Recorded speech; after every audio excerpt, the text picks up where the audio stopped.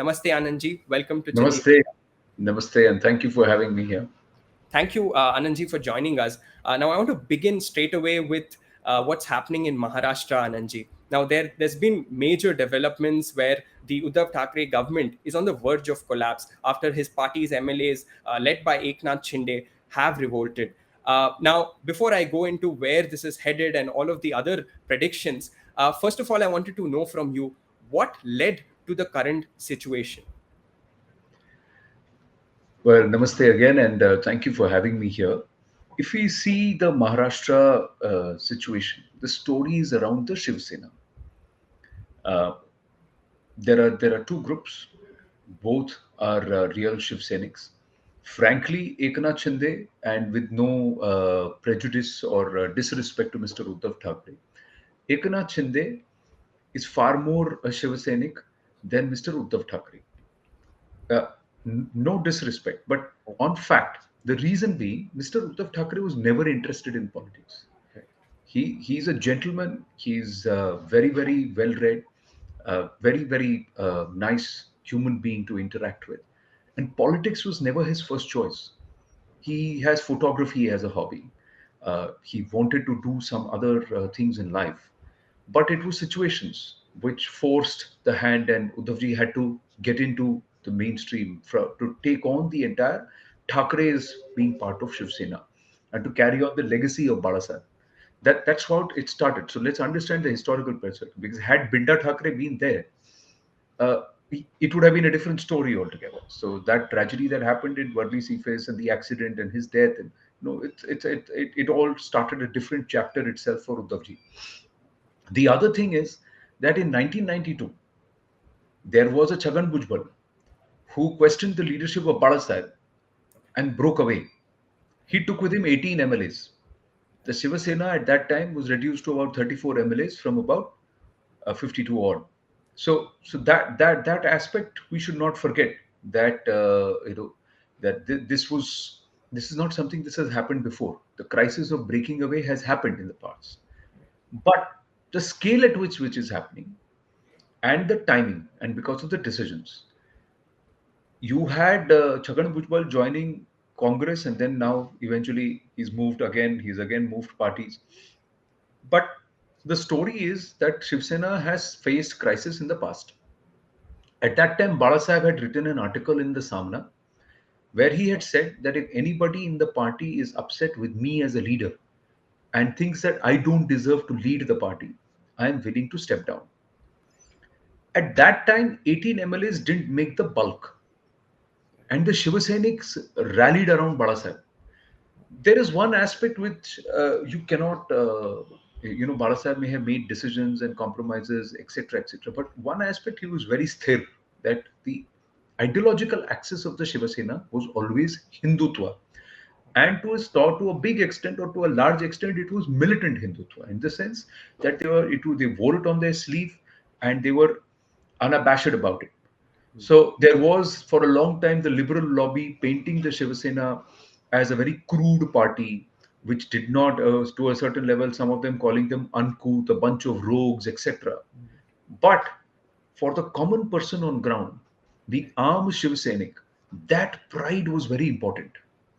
That pride is the one that ensured that they continue to hold sway in Mumbai and a large part of Maharashtra, despite the BJP being strong. And they were actually the best, perfect regional foil for the BJP. Right. The trouble started when the Shiva Sena started feeling under Uddhav Thackeray that their existence was under threat because the BJP was going to cannibalize. Right. The logical argument is that you would want to look at survival. So that's why he broke but they won 55 seats not because of themselves. They won 55 seats because of the BJP in the elections. They should not forget that it was the BJP's groundswell, the might and muscle, and of course the public sentiment and support for Prime Minister Narendra Modi and Devendra Fadnavis' 5-year completion of a term, which gave them that kind of momentum. And the BJP actually gained. The Shiva Sena was on the wane for lack of leadership or whatever many other reasons. But there is a reason why my answer is a little long, because I'm just trying to give a particular perspective to this entire aspect. Last 2.5 years, along with COVID, Right. there was, along with COVID, there has been a big attrition in the respect level and the clout of the average Shiv Sainik on ground. Right. It has been usurped by the NCP and the Congress. Mr. Uddhav Thackeray said, "You made a promise to me and you are reneging on that promise, so I'm going to break away." That was his thought process, and he has maintained it all along. But at what cost?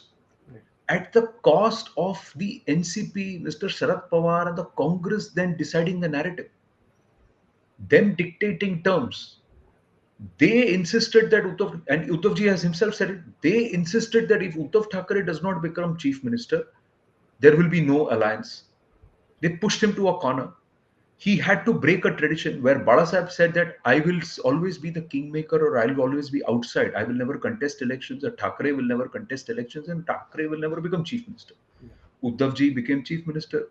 Aditya Thackeray ended up contesting elections. So breaking of tradition happened. Yeah. But bigger, larger than breaking of tradition was the ideological compromise that they had to make on militant Hindutva. The silence on the Palghar Sadhu incident was deafening.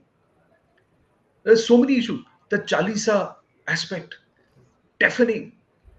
Kangana Ranawat, staunchly Hindutva and talking. Again, the treatment given to her was less of Shiv Sena response, more of NCP Congress pressure, is what many people say. Savarkar, Savarkar being bashed and silence and still saying we are strong. Forget that. Balasaheb used to proudly say that the first stick over the structure at Ayodhya on Ram Janmabhoomi was done by Karseva, was done by Shiv Senics. He said, "I'm willing to go to jail for it." And here there are MLAs and there are others saying, "You are not allowing us to go to Ayodhya. For Bhumi Pujan, you said Shiv Senics will not go." This is a huge shift, ideological shift on ground, and this has been a constant issue with the Shiv Sena. Plus, along with COVID, Uddhavji also for about 18 to 19 months did not come to Mantralaya for because of ill health, COVID scare, and he went through a very critical surgery and a period where for 6 to 7 months he was incapacitated. So there was somebody else running government, and it was not the Shiv Sena. Right. It was the NCP which took over the reins. Clearly, the Shiv Senics got marginalized. Their MLAs were not getting their funds. Yeah. So this is not something which has happened overnight. Yeah. It's not that Eknath Shinde suddenly decided, "Oh, I just want to go." It's been brewing. Yeah. 38 MLAs are now sitting with Eknath Shinde. If 38 MLAs are sitting with Eknath Shinde, that means it's a big problem. And what are they saying? They are saying, "Get out of this alliance. Yeah. Keep the Shiv Sena alive, get out of this alliance." My point is, nobody is saying ally with the BJP. You just say, "I don't want a government. Yeah. I want my party." Yeah. Let's go back to elections if you want elections. Let's see how the Shiv Sena does. We'll fight the BJP. It started with Eknath Shinde insisting that the Shiv Sena should fight the BMC elections alone. Mhm. Right. Don't fight it with the NCP and the Congress, because the NCP and Congress will cannibalize you.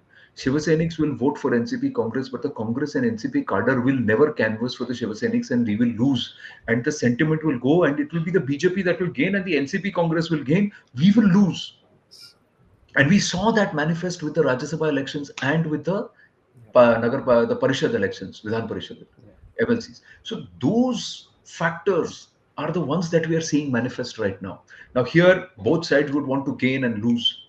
So in terms of which side wants to gain and lose. For the BJP, clearly, it's a chance. With Eknath Shinde having the clear numbers and nearly 50 plus MLAs, including independents, BJP is comfortable. They can approach Eknath Shinde. He can create a breakaway faction. Anti-defection clause won't come in. Whatever happens, they can form government.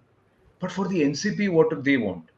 They thought Eknath Shinde, from their point of view, will break away like Chhagan Bhujbal with 12, 15 MLAs. What happens then? They have 169 in the Vidhan Sabha right now. Halfway mark is 145. 12, 15 MLAs break away. They still have a 10 MLA cap. 29 seats is their cushion that they have. 12, 15 go away. They still have 10, 15 MLA gap. But who becomes the single largest party? Yeah. The NCP. NCP does. So they thought this will not, it will be a breakaway. It will happen. BJP will gain a little, but we'll still form government. But I will hold control. Yeah. That's not happened right now. So you see the power tussle, layers within layers. But for me, the story is Shiva Sena. Yeah. If Mr. Uddhav Thackeray says Thackeray's is equal to Shiv Sena and Shiv Sena is equal to Thackeray's, then he should have been in Guwahati talking with Eknath Shinde and saying, let's do one thing. Let's get out of this Agadi, but we will not join BJP. Let's go and fight alone for the sake of the Shiv Sena. That's not happened yet. Yes. So is he choosing the kursi of the chief minister and the Agadi over the Shiv Sena, the party? That's a question he has to answer. He may have his point of view, but I'm saying from the outside, this is how it looks to me.